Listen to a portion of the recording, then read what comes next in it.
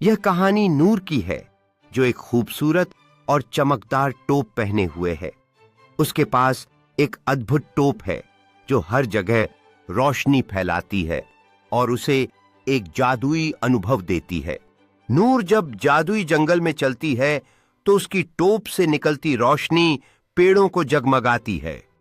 बच्चे उसकी ओर आकर्षित होते हैं और सब मिलकर खेलते हैं। उनके चेहरों पर खुशी के रंग होते हैं।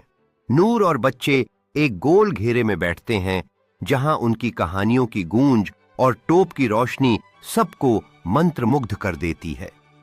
जंगली जीव भी पेड़ों के पीछे से झांकते हैं, उनके चेहरे पर कौतूहल है। नूर अचानक एक छिपा हुआ खजाना खोज लेती है और उसकी टोप की रोशनी और भी तेज हो जाती है। खजाने के बक्से से कीमती रत्न और सोने के सिक्के बाहर गिरते हैं, जैसे उनकी चमक नूर की खुशी को बढ़ा देती है।